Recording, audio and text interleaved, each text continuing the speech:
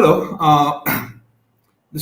I'm Manas Rath. I'm the founder at Leap Cities, based out of Mumbai in India. Uh, as a quick background, over the last 22 years, I've spent about 11 years in business and investment banking, and the last 11 years working with social enterprises and non-profit organizations, largely working around issues of sustainable urbanization, climate change, and alleviating poverty. Uh, Thank you very much for joining me today. We're going to be talking about ethical and purpose driven leadership. The content today has really come about through my experiences at work with the people I've met and had the pleasure and honor to work with, as well as my studies into issues around leadership, happiness, what kind of society and economy we want to build going forward. Much of it is informed by the issues we see around us, around climate change and around inequality. So, with that, let's dive into the topic today. Over the past few years, the talk about leadership has grown exponentially. Certainly, when I went to business school in the late 90s, we talked a lot about management, but not so much about leadership. We believe that when times are difficult and challenges are complex, the importance of leadership increases. And surely today we are in such times, we are heading into even more complex and difficult periods of human society, economy, technology, ecology, and evolution in general. So, just to be on the same page here, I'll define leadership. This definition is taken from a wonderful book called Beyond Entrepreneurship by Jim Collins and Bill Lazier. Leadership is to catalyze a clear and shared vision for the organization and to secure commitment to and vigorous pursuit of that vision. Now, there are three critical elements here. It is about creating a shared vision, it is about getting people to commit to that shared vision, and then to pursue it, and not just pursue it, but to pursue it vigorously. Now, vision, however small or big it might be, whether it's personal or global, it is ultimately what motivates us and drives us to do things, to act. And the kind of vision we have can drive us to do superhuman things. It can also drive us to do super inhumane things. So it should be obvious that anyone who can shape a vision, a shared vision, and get people to pursue it vigorously actually can wield great powers. And like any tool or capability, great leadership can be used to do what is considered positive or negative. It can be used to do something that is considered good or bad. What is good or bad is a different conversation. But the point is that leaders can be very powerful influencers. Now, management, on the other hand, is more simple. It's about setting goals, organizing, directing resources so as to achieve goals. And because vision is the basis, our vision is the basis for all our decisions and action. That is why leadership matters. And this is really where the issue of ethical leadership comes in. Because around us, we see people who do things that are good for themselves, maybe good for their organizations, but who impose huge costs on the wider society or on people and society around them. And therefore, questions around ethical leadership start becoming important. Now, we've heard the phrase that practice makes perfect. A few years ago, somebody pointed out to me, and it seems so obvious in retrospect, that it is not practice that makes perfect, but it is perfect practice that makes perfect. We can keep practicing forever, half heartedly, or with a very low level of standard, and never come even close to perfection. And therefore, we'll apply the same parallel to leadership. It is not leadership that is important. Um, and it is not just leadership that will steer us to better places and to a better society going forward. What we need is a kind of leadership which we'll call ethical leadership, which will take us to a better place, and not just few of us or a few organizations or a few countries, but really look at how do we elevate humanity and society to a much higher level compared to where we are today, right? So just to be sure that we are on the same page, ethical to my mind is when we focus on doing the right thing. It is subjective. We can debate various aspects of the ethics of a given situation. It will depend upon our perspective, our past experiences. But the point is that at the end of the day, ethical leadership is about doing the right thing, whereas leadership may not necessarily be about doing the right thing. It may be doing about the easiest thing. It may be about doing the thing that brings maximum short-term benefit, right? Now, Some people may say that focusing, so let's call it that it's focusing on the maximum good for the maximum number of people rather than just what is good for me or my family or my organization or my community. And that's how we can expand the definition of ethical leadership into a larger and larger perspective, depending on where we sit and what our, how we perceive the world. Now, ethical leadership invariably goes beyond just following the law, doing what is legal, or what is socially acceptable. Because doing what is legal, doing what is socially acceptable can be gamed. Social and legal norms change from decade to decade. So adhering to those may not always be a very high standard of ethics. Laws are also often written to benefit certain people or certain groups and not for maximizing common good. So we will not limit ethics naturally to just law or social norms. Now, therefore, ethical leadership requires a great deal of thoughtfulness because the right path is usually subjective. Right? And most people, or many people, are most interested in what is good for them rather than what is the right thing to do. And this is what makes ethical leadership difficult and also rare, as we'll talk about later. In his other wonderful book called Good to Great, and if you read only 2 or 3 management books in your whole life, make sure this is on your reading list. Jim Collins identifies traits of what he calls level 5 leadership. I want to draw your attention to 2 of these points, which are in blue. A level 5 leader looks in the mirror and takes full responsibility for poor results, never blaming others or external factors or bad luck. And a level 5 leader also looks out of the window and not in the mirror while apportioning credit for success, sharing credit instead of saying it was me, right? So a level 5 leader clearly is not somebody who is just interested in themselves, but in the success of their organization. Now remember, this is not a book on philosophy. This is not a book on spirituality. This is a book based on a very detailed empirical study on Fortune 500 company CEOs who were able to transform their businesses from good businesses to absolute super businesses that outperform their peers over a period of decades, and not just a blip. So it's a very high standard to which they held these leaders, these business leaders, in order to come up with this idea of level 5 leadership. And it should be very clear that therefore, one requires a very high level of self-confidence and self-assuredness to function in this way, right? To take blame and to share credit. But what's also important is that it requires a certain culture in which leaders can evolve to exhibit these qualities. Of course, leaders create cultures and cultures create leaders. But in a culture which is highly competitive, where people feel insecure, people cannot be honest or they cannot fail and rise again, you're not going to find level 5 leadership, right? And and therefore there's a reinforcing loop here between the culture of an organization or a society and the kind of leaders that that culture is able to produce. I would say that ethical leadership is perhaps one step above level 5 leadership.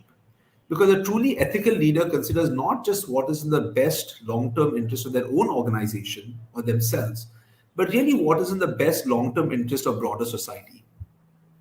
Uh, their ambition should be not just for their business or organization, but for society more broadly. They should have the courage to do things that may benefit their organization. They should have the courage to not do those things that may benefit their own organization or themselves, but may hurt broader society. Now, fair and healthy competition is one thing, and that's always good. But we know that a lot of the problems we see around us, social, environmental, even business problems, the political problems, are not created by fair competition or by ethical competition. They are created by vested interests, by selfishness, and ethical leaders must be able to resist the temptation to benefit from any action that incurs unfair or negative outcomes on others. So now we start to see why this is so difficult. Because doing the right thing often requires us to act against our self interest. And especially when we define self interest very narrowly. Now, in the end, my take would be that being ethical benefits all of us in various ways. But there are some people who benefit, who have outsized benefits from not being ethical, the way we have defined it. And they stand to lose a lot of these benefits or these advantages that they have. So now, whether you think about business, politics, religion, non-profit organizations, social service, more ethical leadership will require many, many people and organizations to give up some of the power and the influence and the resources they have today for the greater, wider good. And that's why this is so difficult. Now, it is very easy to say that this is idealistic, this is impossible. There are few people out there who are willing to do this, but most people will never do it. And if that is so, then we will continue to see intensifying competition, destruction of resources and people, increasing selfishness and self-centeredness that makes some people, organizations, and even countries more rich and powerful than others. And my sense is that eventually this will break. We are already seeing cracks on various dimensions. And I think over a period of time, we're going to see a rise in more ethical leadership. Imperfect it might be, but moving in the right direction.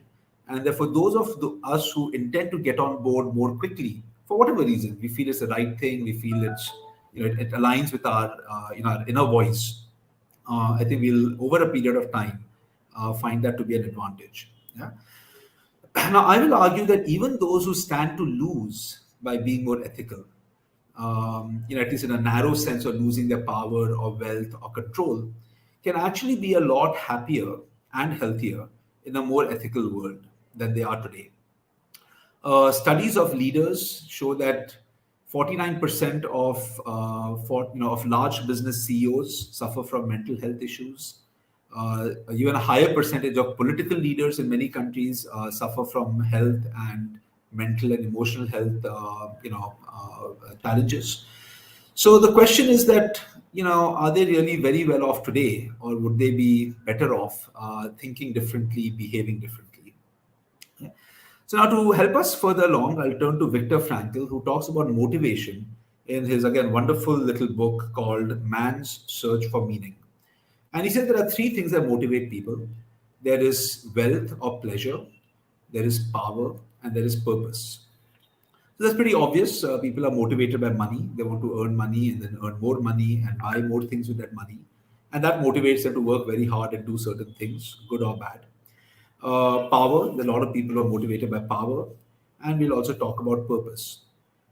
Now, what's interesting here is that people who are motivated by power often don't care much about money or pleasure. They may be too busy to enjoy the power, the wealth or the money that they have. In many cases, that even hide the money that they have, or not earn money in order to exercise their power or to gain even more power. Right? Wealth may be a means to power, but they're not motivated by wealth or pleasure for itself. Okay. And then we can see those who are motivated by purpose, they don't necessarily care about power or pleasure.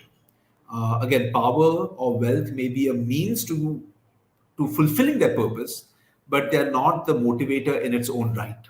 Yeah. They may enjoy some of their wealth and power. I'm not saying that they have to be monks or completely, give up the world, but they're not driven by that. That is not their motivation for doing what they do. So we'll see people in politics, business, social service, religion, spirituality, medicine, law, science, architecture, management, technology, in any field you can imagine. You'll find people who are driven by pleasure.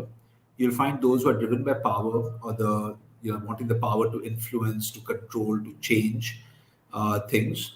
And there'll be people who are driven by purpose, because they have a bigger picture of what they want to achieve and what kind of world they want to see, or what kind of society or what kind of organization they want to see around them.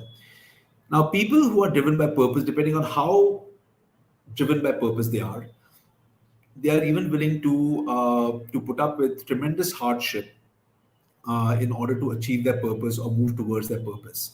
When we talk about social leaders, even political leaders, you'll see people are willing to go to jail, even risk their lives, the lives of those around them, not just themselves, in pursuit of their purpose. And therefore, now many people can pretend to be driven by purpose, but but really be motivated by power or wealth. People can talk very nicely about their purpose, but if you get into their heads, sometimes the narrative is very, very different. And this is true of every field of work. Right? It's not about that there's certain works which are less purpose driven and more purpose driven. I think you'll find people everywhere who fall into these three categories or these three groups. So the next question, of course, is how do we cultivate purpose? And again, Viktor Frankl suggests three ways through our work, the work we choose to do, finding work that motivates us, where we find something bigger that we are working towards, contributing towards. Work can help us find and sort of find our purpose and live a purposeful life. The people, the beings, the things, the groups that we love. It could be specific people, it could be communities, it could be nations, our country, it could be the environment or animals. Something that we love, caring for them, taking care of them, protecting them, serving them, can give us purpose. And lastly, when we go through suffering, if we go through it the right way, it can help us find purpose or give us purpose. A lot of people come out of difficult periods in their lives, and then instead of being broken by it or limited by it, choose to dedicate their life or to spend time and energy and maybe the money to solving that problem for other people, right? And therefore, suffering is also a way to find purpose in our life. Now, when we look back at the level 5 leader, I think there are two ideas embedded in their mindset and their approach to their business or to their work. And these two ideas also come out repeatedly in most philosophies or religious studies and talks about motivation and so on. The first one is gratitude. When we recognize that our everyday life is made possible, not just comfortable, but possible, because of the efforts and the work of millions of people around the world, right, past and present, people we'll never meet, who we'll never know. This can build a tremendous superpower in our minds if we choose to, which is gratitude. Gratitude allows us to do things for others, even if it causes discomfort or pain or even harm to ourselves. And we can think about people we are most grateful to because of something that they've done, and we would do anything for them. And as we recognize that more and more people around the world enable our life, we can do more and more things for the wider world. The second is karma, which I say was rediscovered by Newton in the Western world, when he said his third law of motion said that every action has an equal and opposite reaction. Now I'll expand this to say that every thought, every word, and every action has an equal and opposite reaction. The reaction may be delayed. It may be in the form that we cannot connect back to our original action.